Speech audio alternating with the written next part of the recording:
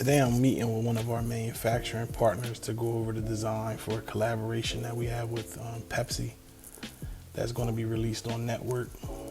So we had some cool ideas. So I met with the design team to go over the ideas and build out how this bag will work and go over the intricate details. And then once this is developed, I'll have to take this bag back to a meeting with Pepsi where they'll go through an approval process and send it to different executives and see their thoughts on the bag. The goal here is to create a bag with everything that a chef is potentially going to carry on a job site, whether it be to a kitchen or to a client's house. So you may have a notepad with some recipes, maybe you got a few pens or a Sharpie, maybe you got some measuring utensils, a chef's knife, some steak knives, a serrated blade, a tablet, a cutting board. So the goal is to create a bag that can house all of these items to make movement for the chef as simplified as possible. One of the growing experiences for me, developing a global brand and traveling to different countries, a lot of the time there are language barriers. To me, this is where art becomes important, because art and numbers are universal. Sometimes there's a language barrier in place, but through articulation, sketches, molds, we're able to get our idea across. But there's definitely a language barrier in place at times that could be a challenge.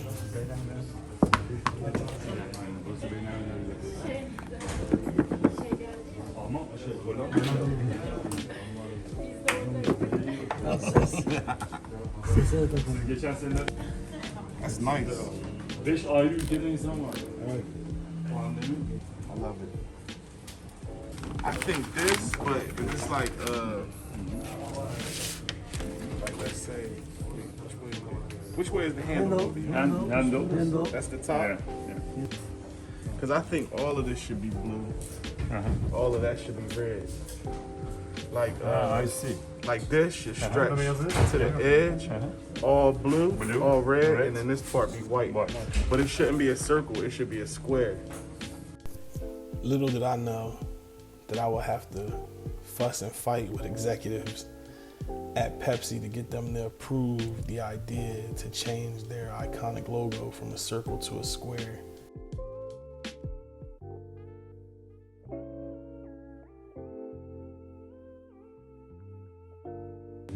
Like if the circle is bigger, I think it should end like here. That should keep going and that should stop there, like that. So we're trying to choose from the color palette for the Dig In, and the inside needs to be suede. So these are the colors that we're choosing from. So we need to choose between these suedes to pull colors from here that look good together inside of here. The background, this will be separate in pockets. For me, every detail matters, from the position of the zipper to the color of the zipper to, if the zipper is rigid, if it's smooth sliding, or if it's a rigid pull. If it's a compartment for a phone, do we use a magnet? Do we strap it in? I really go through every detail to try to make something that I think is great. That's nice. A little gusset. Nasıl? Okay? Yeah, it's nice. Şunu koysana eline. It's nice too. It's a nice touch. Pepsi. Yeah. Kalemlik. Nice. Pepsi. Pencil. Şuradan tut abi. It's perfect. The crazy part with being a creative is prototypes and product development is like a constant game of heartbreak. You have this vision in your head and you're fighting to get the vision out. You're fighting to have it live in the world the way you see it in your head. And a lot of the times it comes out 50% of what the vision is, 80% of what the vision is. You go through different prototyping phases to refine the vision more and more. Usually by the time it gets to about 90-95% is when you have no choice but to put it out to the world.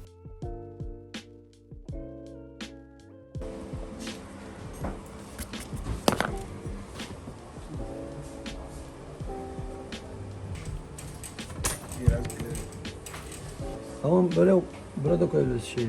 But if you want, we Part of being a good designer is to stay objective, stay subjective, and no matter how good something is, there's always a fight of how do we make it better? How do we make it better? It's a constant game of how to make it better. So I'm extremely hard on myself. I really decided to build my leather goods home here in Istanbul because I really met some of the greatest leather craftsmen in the world. You know, these guys end up being mentors and teachers, and they help me hone my skills to another level. The crazy thing is, I don't know if I have. I've asked myself, like, what is my specific skill set? Like, you know, am I a marketer? Am I a designer? Am I an artisan? But I think the one thing that I think I'm good at is I know how to have an idea and find a way to bring that idea to life, whether it's through imagery or product development or getting into a product. I don't know how not to act on my ideas, and for a long time it hurt me, but at this point in my life I think it's really paying off. Like, if I have an idea, I'm willing to go through any means necessary to take my idea out of my head and bring it into the physical world. And now people are starting to appreciate that, and they see the ideas and the products, and is, you know, I'm just happy to be in the place that I'm in.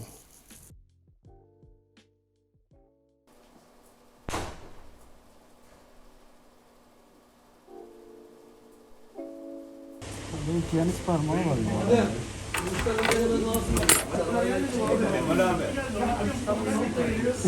That's crazy.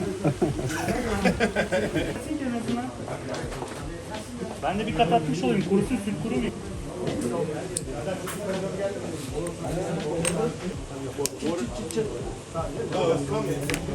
When you're looking at these products being developed, it's important to understand that these are people who are masters of their craft.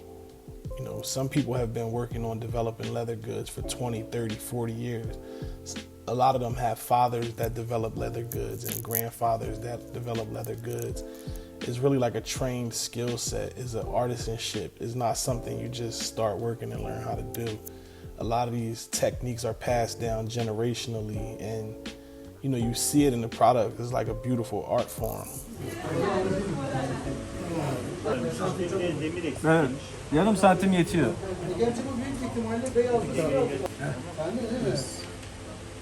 Tanıyor musun Serdar? Öyle.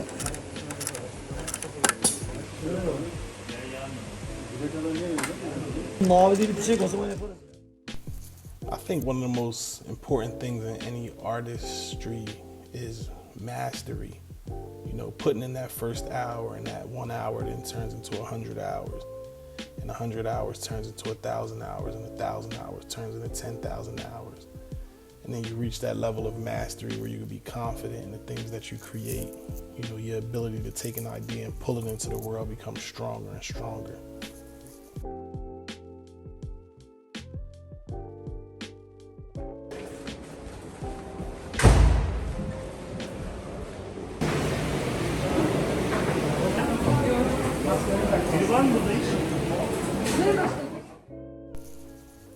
This product is running through the conveyor belt. I think it's 2 a.m. in Turkey. I have to be on a flight at 10 a.m. So once this dries, I'll go back to my hotel, I'll pack my bags, and then I'll fly from Turkey to New York to present what we've created.